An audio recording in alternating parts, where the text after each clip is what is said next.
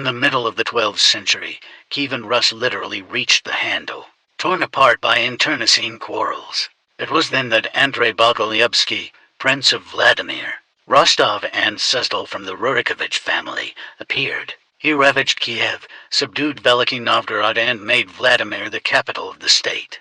And yet, which Russian Tsar was the best in the history of the country? It turned out that this was Ivan III, who at the end of the 15th century united all the feudal principalities of northern Russia and created a full-fledged Russian state. However, he was not officially titled Tsar yet, but was simply the sovereign of all Russia. Nevertheless, in many state documents of those years, he was referred to only as Tsar, and in foreign sources, he was mostly recorded as Kaiser, and often Emperor. But the Tsar is the Tsar, and after all, before Ivan III, there were other monarchs no less important for Russia. Yes, there were many of them, the same Rurik, though mythical. But his daughter-in-law was absolutely not mythical, Princess Olga. Her grandson Prince Vladimir the Baptist, then Yaroslav the Wise, Vladimir Monomakh, and Alexander Nevsky and Dmitry Donskoy should not be forgotten. Although they were all just Grand Dukes, nevertheless, they possessed the most real monarchical power in Russia. However, the Grand Duke is still not a Tsar, much less an emperor. The ancient Russian state, which was poetically called Kievan Rus only in modern times, was neither a kingdom nor an empire. The kingdom is when the monarch is hereditary and not elective, as it was in Kievan Rus. Yes, of course, the heirs in that Russia were chosen exclusively from the Rurikovich, but literally 100 years after the formation of Russia. So many of these Rurikovich bred that there was nowhere to spit. All the Rurikovichi, both older and younger, fought with each other for the Grand Ducal throne in Kiev, drove each other out of the capital, or even killed each other. The example of Vladimir the Baptist is natural, being completely illegitimate from an ordinary slave. He simply killed his brother and sat on the throne himself. And such a mess continued until the son of the next Grand Duke of Kiev, Yuri Dolgorukova, who also, by the way, did not have legal rights to the Grand Duchy, Prince of Vladimir, Rostov and Suzdal Andrei Bogolyubsky, decided to put a limit to all this lawlessness. He was the first Russian prince who thought that something was wrong in Russia. All the direct descendants of Rurik were long in their graves, and Kiev was ruled by every low-born rabble who had an indirect relationship to the Rurikovichi. Bogolyubsky himself, although he was Rurikovich to a greater extent than all the others, but he did not seek to sit down in Kiev at all. He was the first Russian prince who did not claim the throne of Kiev, although his father twice placed him as prince in Vyshgorod near Kiev, so that he would be closer to the capital and take the Grand Ducal throne when the time came. But Bogolyubsky hated Kiev because of its boyar squabbles and constant overbearing mess. After all, his father, Yuri Dolgoruki, occupied the Kiev throne 3 times, until he was poisoned by the Kiev boyars. It was then that the first Russian monarch realized that it was time to change something, to put the capital not on the outskirts of Russia, but in its heart, and he chose the city of Vladimir for the new capital, founded by his great-great-great-grandfather Vladimir the Baptist and turned into a separate city by his grandfather Vladimir Monomakh. The city was perfectly suited for the capital of the state both in terms of location and infrastructure. Bogolyubsky himself was born nearby in Rostov, but Rostov did not seduce him. But it was Vladimir who seduced him, and that says something. Andrei Bogolyubsky became the great prince of Vladimir quite late, at the age of 40. But in the 20 remaining years he literally changed the whole of Russia, even though it already showed all the signs of fragmentation. First of all, he dispersed the entire old paternal brotherhood, starting from the boyars and ending with the squad, and surrounded himself only with those who were ready to obey him implicitly.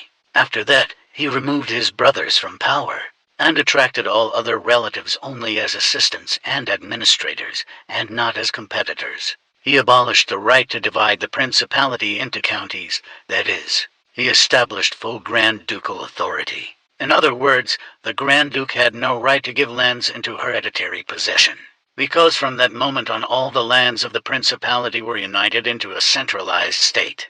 Before that, Russia did not know such innovations. And thus Yuri Dolgoruki began the process of centralization of power. which was completed only 300 years later by his distant descendant Ivan III, who created, in fact, modern Russia. But Andrei Bogolyubsky did not manage to finish the job, although he was moving towards his goal very successfully. His plan was this: first, with the help of allies, other Russian princes, to overthrow Kiev, bring it down as a decision-making center, and then deal with them one by one, reformatting Kievan Rus into Vladimir Rus. He managed to destroy Kiev without difficulty. In 1169 he gathered all his allies, Smolensk, Polotsk, Kursk, Novgorod-Seversky, and many other princes, and hit Kiev so hard that an empty place was almost left of him. Along the way, this army ravaged many lands of southern Russia. But this was the economic plan. The northern Russian lands required a large amount of labor, and through his son Mstislav, who commanded the Kievan army, he made an offer to the Kievans to move to the Vladimir Principality, promising a lot of work and good lifting. Those who did not respond to this offer were simply taken into slavery. However, not all were stolen, but left a few people for seedlings so that the city would not die completely. Kiev became an appanage city of Russia, subordinate to the new capital, and Andrei Bogolyubsky's brother Gleb Urievich sat down in it as an appanage prince. Thus, in 1169, a new very powerful center of Russia was drawn, the city of Vladimir. The following year, Andrei Bogolyubsky subdued Novgorod the Great, this time not by such barbaric methods as he dealt with Kiev, and there was no such task. But the process went on. First Kiev lost its independence and influence, then Novgorod, the new Grand Duke of all Russia, decided to found his own church in Vladimir. But then his fate began to change. First, in 1172, Andrei Bogolyubsky conducted a very unsuccessful war against the Bulgarian kingdom, and in 1773 he failed to take Kiev once again in order to extinguish the princely boyar feuds that had begun again.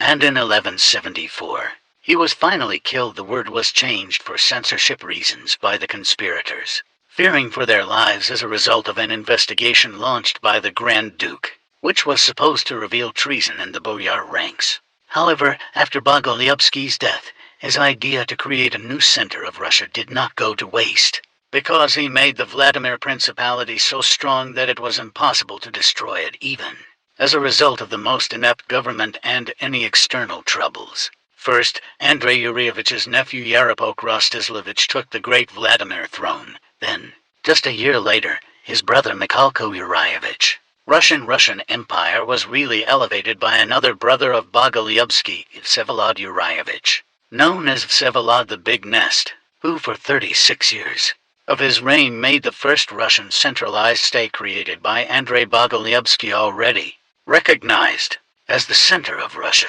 and recognized not only by the Russians themselves, but also by foreign monarchs who were looking for a reliable ally in Russia.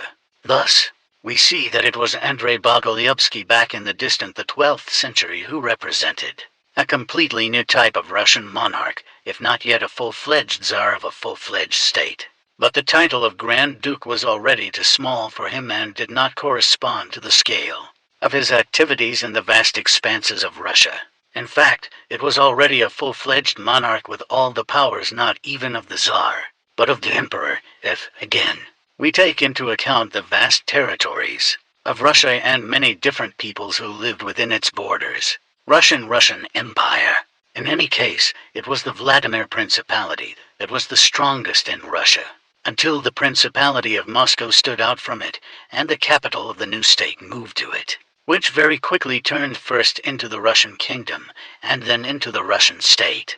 But without the centralization of power by Andrei Bogolyubsky back into the 12th century, neither the Moscow Principality nor the Russian kingdom would have appeared on the map, and Russia would have been fragmented for many more centuries, which were in fact such strong powers today as Germany and Italy, which ended feudal state fragmentation only in the 19th century.